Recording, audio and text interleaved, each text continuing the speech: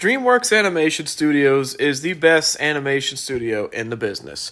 Argue with the brick wall. Yes, that's right, I said it, okay? They have made some banger movies. Dating all the way back to the early 90s, and even to this day, they have made nothing but banger after banger after banger. In all honesty, their prime came in the mid-2000s, whenever they were releasing movies like Shrek, Flushed Away, Over the Hedge, B-Movie, yes, B-Movie. Shark Tale, yes, Shark Tale. Who could forget one of the greatest movies of all time? Megamind. Yeah, DreamWorks also made that movie too. Fact of the matter is, DreamWorks hit their prime in the mid-2000s releasing all these banger movies. This is also a time period where it felt like every single movie that was being released was going to get some kind of video game adaptation to it. I'm not kidding. Every single movie. So without further ado and wasting no more time, let's dive right into some of these games I'm going to be playing. So DreamWorks ended up releasing their first movie in 1998, and that was Ants, and it didn't have a video game for it. In fact, the first 5 movies that DreamWorks released didn't have a video game launched for it, and I'm guessing it's because it was in the late 90s. However, there was a movie that got a video game adaptation. The first DreamWorks-based game is gonna be Shrek. Now, I know what you're thinking. I didn't even know there was a Shrek video game released. Well, this was released way back in 2001, the same year the movie was released, and it was at a time where movie adaptation games weren't a very big thing at the time, so nobody really expected it to have a game based off of it. Not to mention, there really wasn't a lot of advertisement put out for this game. Outside of this one trailer that you're watching right now, I couldn't find anything else revolving the game. Not a single commercial, not an ad, nothing whatsoever outside of this trailer, so it really wasn't promoted as well as it should have been. The most notable thing about this game actually is the fact that it was a launch title for the original Xbox, and it's not a very, very good launch title. I'm just gonna go ahead and put it out of the way. This is not a very good game whatsoever. And we're gonna dive into that while we look into the mechanics, the storyline, every little detail about this game. So without further ado, let's play Shrek. Shrek, something terrible has happened. Merlin has captured Princess Fiona, but you can rescue her by going on a quest. Let me introduce you to your foe. This former court wizard doesn't jest when it comes. Now wait just a damn minute. This is not Lord Farquaad. As a matter of fact, this villain actually appears in a Shrek movie much down the road in Shrek the Third, and if this is where they got the idea for Merlin, it's pretty messed up. But working with royalty hasn't spoiled this sorcerer. He still enjoys messing up the lives of common folk and tormenting the innocent. He's the meanest magician this side of Duloc Hills, Merlin! Yeah, so if you haven't guessed it yet, this game follows absolutely nothing of the movie's storyline whatsoever. In fact, there isn't even a single character outside of Shrek in this game that is from the actual movie itself. Even bigger fact, there's only one area that you even play that's even close to what you see in the movies, and that's the swamp, the very first level of the game. But that's just scratching the surface. Typically, what you see in video games in terms of voice acting is an imitation of what we pretty much get from the actual movie itself. Now, Shrek is voiced by Mike Myers throughout the movie, so I'm hoping that the video game actor sounds just a little bit similar to that. Are you ready for this? Shrek's voice actor in the game is absolutely nobody. Shrek doesn't even speak in this game. He just grunts, farts, jumps, and gets hit. There's no voice acting for Shrek in this game at all. How are you gonna make a game with Shrek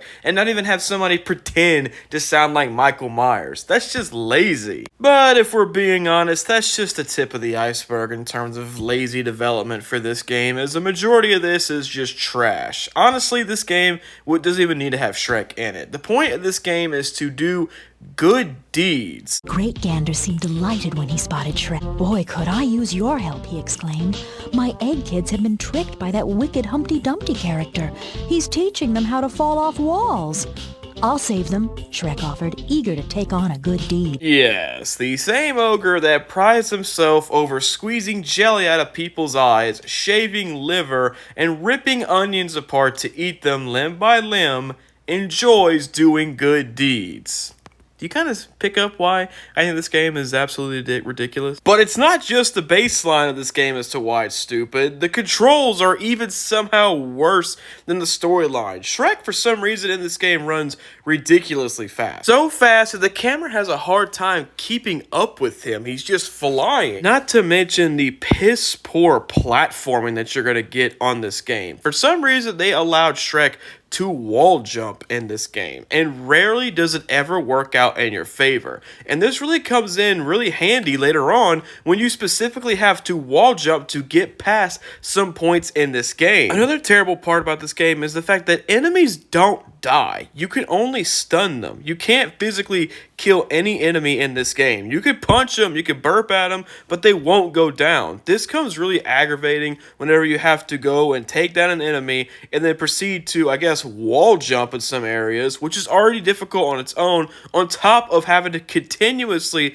put down some of these enemies that just won't die. It's so aggravating. Then once you complete a mission, all Shrek does is this weird dance and it says, "Good job." And that's it. It just takes you right back to the main screen. But while we're on the topic of that, the way you get around levels is you just run across this really weird map right here. Yeah, it doesn't make any sense. And apparently there's 37 different maps to get to. But while we're on the topic of maps, let's talk about how shitty some of these are. Like, look at this. What the hell even is this? Some of these maps are incredibly dark, and the lighting is so bad that it makes it very difficult to see. Shrek is clearly visible, yes, but the objects you're supposed to do throughout the mission are very hard to find. On top of them being incredibly dark, they're also insanely ugly. Like, look at this. This looks like a ghost town. This mimics nothing of the Shrek movie, which, if you're looking for anything resembling the movie in this game, you're going to be very disappointed because there is not a single map, nor character, nor voice actor, nor anything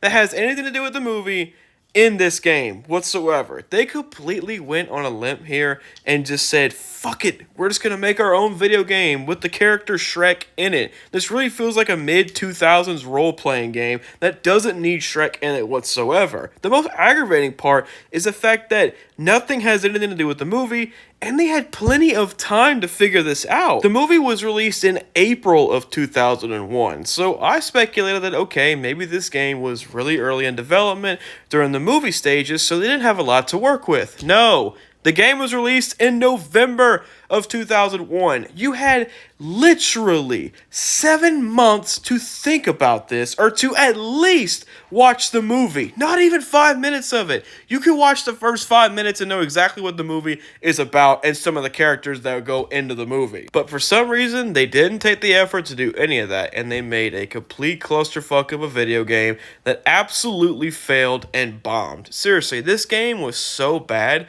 that a year later, they released a somewhat remastered version of this game called Shrek Extra Large that was released only on GameCube. And the game itself isn't much better than this Xbox version, but it is somewhat of an upgrade if you really enjoyed this game a lot and wanted to play another, I guess, get version of this game. But I'm just going to be honest with you guys, if you really just want to play a good game, avoid this. This is already, I'm just going to spoil it, the worst game on the list and the worst Dreamworks movie-based game you're ever going to find. There's not a lot of effort put into here, and it hardly resembles anything of the actual Shrek movie outside of the fact that Shrek is present in it. So if you want my opinion, just skip the game. It's not that good. So next up on the list is, oh, would you look at that?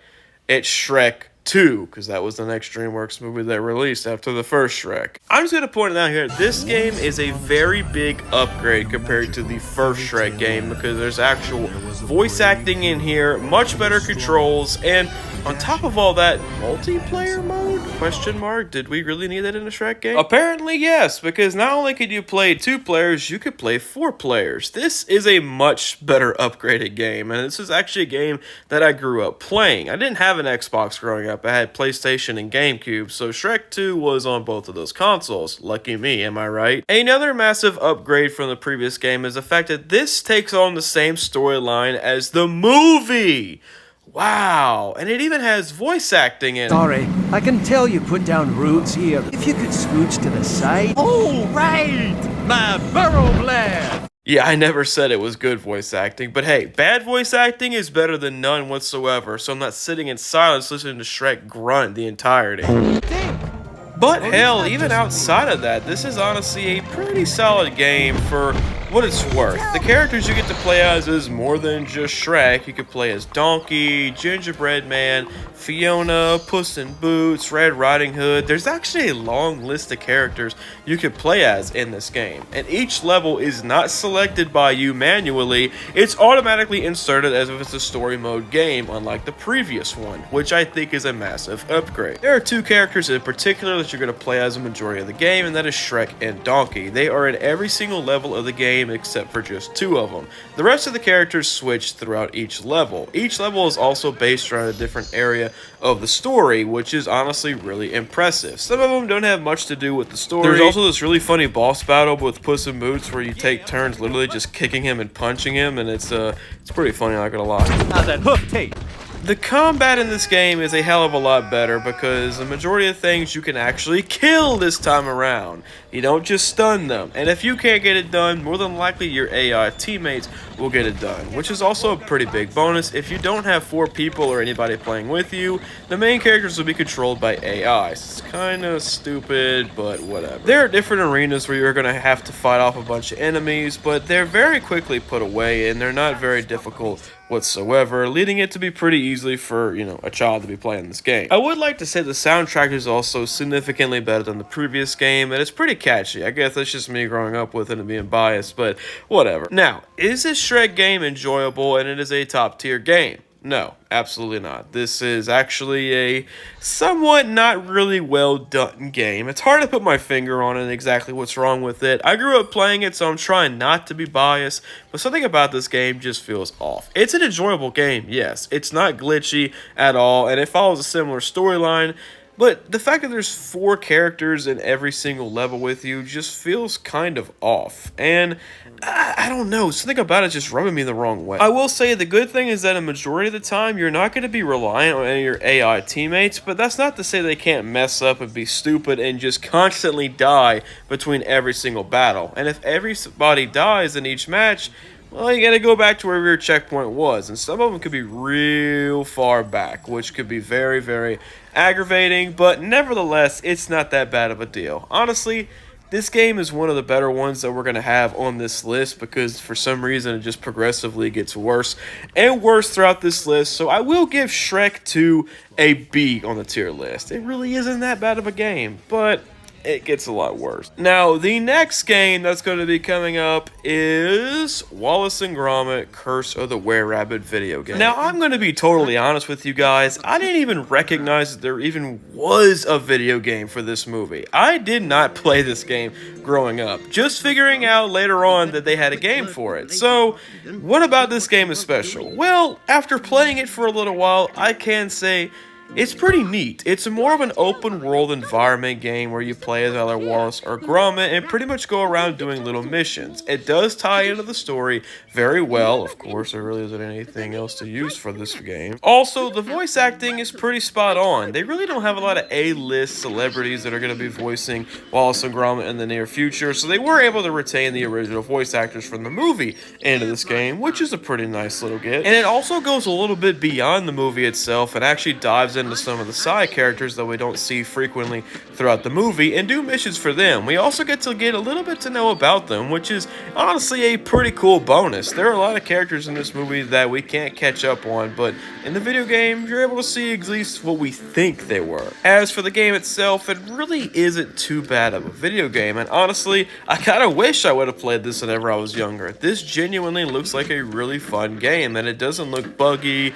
at all. It looks like it's pretty on point with whatever the task may be, and it looks like a very enjoyable game. The missions for this game are pretty straightforward and simple, and on top of that, you're only playing as Wallace or Gromit, and they have very unique and easy controls that are very easy to handle. You're either spreading out chickens throughout different nests, collecting carrots, digging stuff out of the ground, or whatever the case may be, and it really is a very enjoyable experience. And I can imagine that if I'm saying this as an adult, that I probably would have been saying this as a child in my younger days playing this game. See, there's a lot of characters in here that you didn't even know actually actually existed in the movie, but actually pop up in the game, which is a really nice touch. Not to mention, just look at how beautiful this game is. I mean, it looks like it was taken directly out of the movie itself. The rendering is great, the environment is great, and all the characters are done perfectly well. This is a massive upgrade from the previous two Shrek games that we had. The platforming for this game is great. The controls are very easy to handle. It's very straightforward and it's pretty basic. Doesn't really hide anything from you. And all in all, it's just a very pleasant experience when gaming as a young child. And again, I wish I would have played this growing up. Again, there are not a lot of characters to choose from. You got Wallace, you got Gromit, and then you have that other rabbit that I'm not familiar with. Yeah, that guy. Not to mention the combat's pretty simple in this game, and it really isn't that difficult. All in all, I would give this game actually an A on the tier list, just because of how well done it's put together. It follows along with the movie, and it honestly is just a very enjoyable gaming experience for a movie-based game that you don't see very often. And now, unfortunately, we have to continue on this list, and the next game that we're going to talk about is Shark Tale. Now, I know I made a mistake that Shark Tale actually came out before Wallace and Gromit, but the Wallace and Gromit game was just so good that I couldn't put Shark Tale over it. Now, before I even dive into this pathetic excuse for a game, did you enjoy the movie? No? Okay, neither did the rest of the world. If you didn't enjoy the movie, you're definitely not going to enjoy this game. This is just a very ridiculous game, and it's almost as far-fetched and as stupid as the movie is. In this game, you quite literally only play as Oscar, and it's a platforming game that's very awkward. The controls in this game are not the best, and the attack and combat, as you can see right here, it's very rough. You're just swimming, if we're being honest. You're swimming and you're attacking multiple different things. It almost feels like the game is missing an identity, like it's lost or something. It doesn't know its point, it doesn't want to have a point, and it's just a very stupid game. The storyline, of course, does follow suit with the movie, with him running away from sharks and pretending that he ended up killing the sharks. There isn't really much else expanded throughout this game. It has its own little missions and side quests that has nothing to do with the movie, and it's just not enjoyable. Now, in the movie, Oscar is voiced by A-tier list celebrity Will Smith. Now, are you ready to hear what he sounds like in the game? Because surely Will Smith reprised the role twice in the game, right? Right? You do know Lino's office is in the cruise ship. Yeah. So to figure out if the tip is bogus, are you telling me I have to sneak into a giant ship full of sharks to confirm Lucky Day's supposed to win the 4th race? Yeah. But hey, if you're one of those people that happened to find a movie about Will Smith voicing a fish that didn't kill a shark and wants to be all popular for it to be right up your alley, then maybe this game is the perfect game for you. Besides, if you get bored of swimming throughout the city of Fish City, you could do all these cool things like dancing in a condo with the jellyfish that wanted to kill you throughout the movie, because that sure is fun. Or if that's not good enough for you, maybe then you could just keep on swimming throughout the little fish metropolis city and having other freaking fish take photos of you and posing like you know what you're doing even though you don't. Also, not to mention, it took literally only like 3.5 hours to actually complete this game, making it one of the shortest Dreamworks games amongst the entire list. There was that little effort put into it. I'm sorry, I'm just not a fan of this game whatsoever. The movie itself was honestly one of the dumbest movies I've ever seen in my life, and I was really hoping that maybe the game would give me a glimpse of life or just something to look forward to, and instead it did the complete opposite. You're literally just going around a freaking city as a fish. You're playing as one character. There's not multiple characters throughout this game. And if you're not swimming through the city, you're running away from sharks and just going left and right and up and down until the level ends and gives you some stupid reason as to how you escaped the shark. Or even better, like I said, you could be doing this weird dance battle thing that adds nothing to the game and nothing to the movie itself either. It's just such an avoidable game, and I specifically requesting my mom to never ever get me this as a Christmas gift or a birthday gift growing up, because I saw the gameplay footage of this and thought it was one of the dumbest games that I had ever seen, so I skipped it. And as should you, as this is one of the less enjoyable games on the list. Shark Tale gets a F ranking on the tier list, just barely above Shrek. And the only reason I'm putting it above Shrek is because it actually stays true to the story itself and at least tries to pretend that the creators of this game watched the movie itself, so good job. Now, this next game comes from one of the more enjoyable movies amongst the Dreamworks franchise, and that is Madagascar. The Madagascar game continues the trend of creators actually watching their movies before they distribute a video game for it, which is a very nice touch, thank you. Now, you can kind of tell it's cut from the same cloth as the Shark Tale game, except there's a lot more effort put into it. This one is a lot more to explore, and you can play as multiple different characters, like the lion, the zebra, the giraffe, the hippo, the penguins even. I'm sorry, I forgot the names of these characters, and I don't feel like going through all that, but this game is honestly a good bit of fun. The game storyline, of course, does follow through with the exact same story that the movie offers, and it's done in a very unique way. It seems like a more open world environment game, and each level is pretty much the same thing as how the story progresses. The character designs for this game actually aren't that bad. They're actually pretty accurate to what we get in the movie itself, and the voice acting is, well... Hey, Alex! Just the line I wanted to see.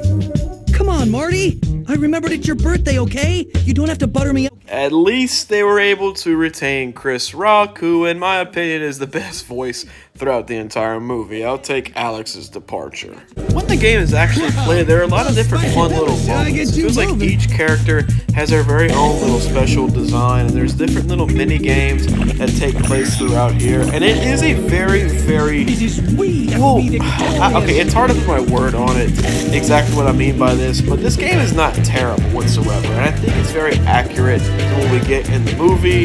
A lot of different sceneries, a lot of different areas. It seems like a really well put together game. I'd say the only problem with it is it's a little buggy, and some levels can drag on longer than others, and it just becomes a little bit repetitive sometimes. The good thing about this is it's not repeating itself. You're not constantly looking for the same thing. You're always in a different environment, and you always have a different objective, which is very refreshing and very free. My personal favorite from here was always whenever we got to play as either Marty or we got to play as the penguins. Something about those little penguins always just drove me crazy, and playing as Marty was actually really fun. He was my favorite character throughout the entirety of the movie, so playing as him was actually really enjoyable. The mission objectives are honestly going to vary depending on what part of the story that you're in. It could be something like escaping from the zoo, or collecting different heart things for penguins, or going as far as trying to take down some of the other animals throughout different lions dens, or whatever the case may be.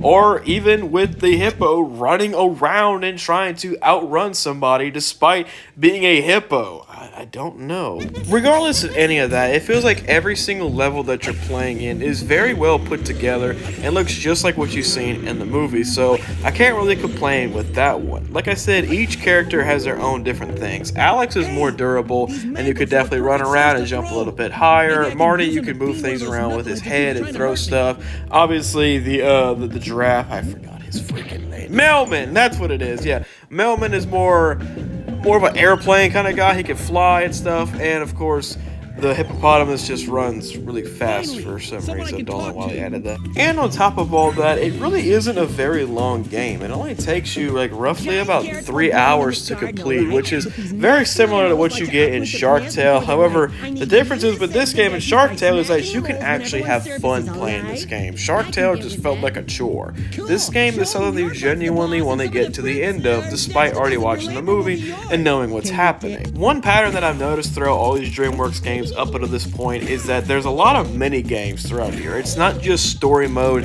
based games. I find that to be very refreshing. You get a little change of pace, you get to do something different besides the main objectives throughout the storyline, and in this game it does it really well. We've seen it in every other previous game, but this one in my opinion takes the cake even more. Racing with Gloria, trying to rip these gophers out of the ground, or just playing as the penguins is very fun and enjoyable. All in all, I have to be biased. Even though this is one of my favorite Dreamworks movies and game, I'm going to put it on the A tier list. It's incredibly enjoyable, there's nothing really wrong with the game, and you can find yourself having a pretty good time playing as the different characters throughout the movie, and that's pretty nice. Now, this next scene is going to be really tough, because I can just tell you it's my favorite, and that's Over the Hedge, man. God, I love this movie so much, and this was honestly one of my more favorite childhood games to play whenever I was younger. This game, God, I don't even know where to begin for this. Throughout this game, you get to play as two different characters, typically RJ the raccoon and more than likely the turtle named Vern. However, you're going to periodically switch throughout this game. You will have two players, and you can play as two-player mode in this game, which was really fun for me and my brother growing up. Or if you choose to play by yourself, that's absolutely fine because there still will be a second character with you. This one is going to be AI controlled, much like in Shrek 2. This game, however, God, where do I even begin? I love this game so freaking much. Each environment is amazing. Each level is amazing. The character designs are, well, not the best. That's a pretty down part about this game, but everything else about this game is just so much fun. A good majority of this game is kind of combat level wise. You really just gotta fight every single enemy in your way in order to continue throughout the game, but it really isn't that difficult. You can either attack them with the square button or whatever the attack button is, or you could shoot these like baseball things. I don't know what it is, but the more you charge it up, the better it is. Each character is kind of different in their own way, but they all have very similar tropes as each other, meaning there isn't a special ability from one character compared to the next one. It's just pretty much the same thing. Periodically throughout the game, you're going to collect stuff like food, which is your health, which you can increase periodically throughout the game. You can also collect these chip cans right here that unlock cool little bonuses towards the end of the game if you end up getting all of them done. You have your little charge battery underneath your health bar for whenever you want to shoot one of those baseballs. The longer the battery, the better the power is for you. Unfortunately, you cannot pick the two characters that you play as. The game really just throws whatever ones they feel they need to throw at you, which does suck, but it is kind of cool, whatever. I still enjoy all the characters for this game. A majority of this game is following through with the storyline of the movie with a few extra added story things just for the game itself. A majority of these levels are insanely fun. The environment you find yourself in are something you would not expect in an Over the Hedge game. There's a lot of these that are in houses like this one right here, running through the shrubs or running through the hedges. Whatever the case may be, there's a lot of different environments, and the enemies are wildly different from what we see throughout the movie. Like these rabbits right here with these like analog hats on them. I don't know what those are, but it's really, really good. I'm sorry, I am being way too biased for this game. It's just a game that I grew up loving, so excuse me for kind of gloating about it. Each objective's changed periodically throughout each level. It's usually trying to flip a switch on or off to avoid electricity or to turn off some night lights or whatever it is, and a lot of them are pretty much just going to get you out of the end of the level or is the end of the level. There's a couple boss battles throughout this game, which are pretty fun. They're not too difficult. All in all, the game really isn't very difficult. If 5-year-old me could go and complete this game over the course of literally less than a week, then I'm pretty sure any grown adults will have no problem beating this game. And you may be asking, why is a grown adult playing this game? Shut up and mind your freaking business. Because this game's fucking amazing, and anybody want to play this game, why don't you mind your... Sorry, almost lost my cool there. But anyway, all in all, this is probably the best Dreamworks game that I can put on this list right here. Everything about it is just so much fun in my opinion, and this is going above and beyond just me growing up and genuinely enjoying the movie and the game itself. This is a very fun experience and is probably the best one of the entire list. Sorry for the spoiler, but I'm going to give this game an S tier. This is such a good game, and even as an adult, I don't see how you couldn't enjoy it. And if you don't have like a GameCube or any kind a console that plays this game, that's totally fine. There are free emulators on the internet. How you think I'm playing these games right now? I didn't bust out an Elgato to play this. Get your ass on the internet and download yourself an emulator, and please go and play Over the Hedge. It's so much fun and you won't regret it. Now, there is a game, however, that you are going to regret playing, and it's the next one that I'm going to be talking about here. Not long after Over the Hedge released, Dreamworks did something a little bit different, and they dove back into clay animation, this time being flushed away. Now, don't get me wrong whenever I say this. The movie is honestly one of my more favorite movies of all time. I grew up watching it. I know it's not fully Aardman Animation Studio stop motion. It is computer generated, but it's a very good movie regardless. And I genuinely enjoy it, and I'll be totally honest with you, I didn't really play the game a whole lot growing up. I did manage to get a copy of it on GameCube, but I didn't play a whole lot of it, and playing it as an adult shows me why I didn't like it so much. This game it's ugly, okay? And that's putting it lightly. Like, just look at this environment. Is this supposed to be the living room? The character himself, Roddy, looks great in the movie, but in the game, what the hell were we thinking? The good thing about this game is that there's lots to cover in here. First of all, you're playing as rats, so the environment should be very, very good for you, considering rats are very small creatures, and will go onto the floor periodically. And that's what you're doing for a majority of this game. You're climbing up giant shelves or throughout different parts of the sewer, and you're just trying to get your next objective. You're playing as either the two main characters, Roddy or Rita, one of those two. There's no in between. And they are somewhat easy to maneuver characters, but they both have very similar tropes with each other. They really aren't that different, and the environments aren't terrible. This game is kind of glitchy, and to be honest with you, the budgeting for this game doesn't look like it was nearly as good as compared to other games throughout here. I mean, just look at this animation. Excellent job, sir. I think you bested your previous record.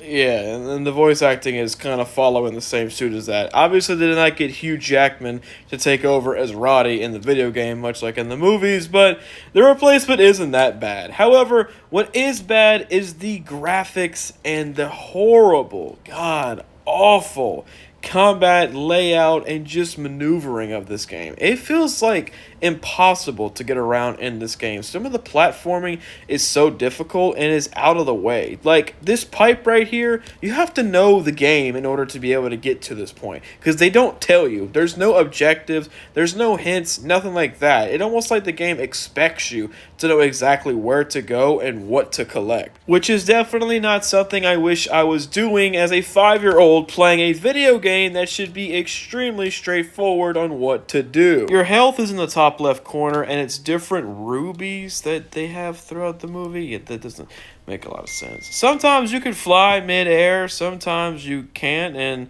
well, if the game wants to cooperate with you, you'll be able to go wee, just like this. The problem with some of this platforming is the fact that it doesn't always want to work with you, meaning you could be mid-air and actually grab the objective that you need and still fall and plummet to your death. And then you gotta either start over or you have to go back to the checkpoint that it was on. And stuff like this, God, it's just like, it's so aggravating having to wall climb and then jump and then hang and do this and that. It's very repetitive and it just makes the experience less enjoyable. Oh, and I guess there's a fun little boat ride game version. I don't know. All in all, just flushed away the video game.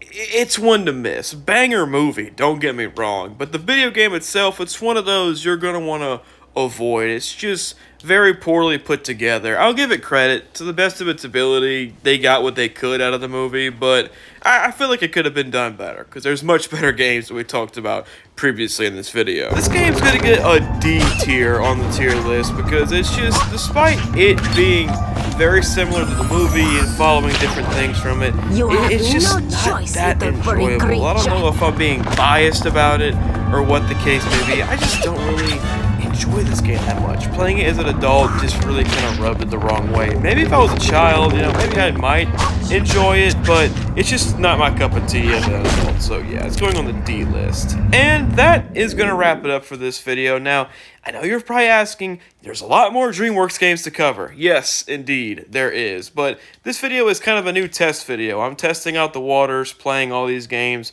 and ranking them. So if you guys enjoyed this content, go ahead and let me know in the comment section down below. I have a couple more ideas on what there is to play out there. And I'd love to continue making these videos for you guys. If you enjoy this, also consider subscribing. It means a lot to me. You guys, we're at 7,000 subscribers at the time of this video. So thank you all so much for the love and support y'all been showing on the channel, and I hope that it just gets more and more. I love you guys to death, and I will see you on the next one.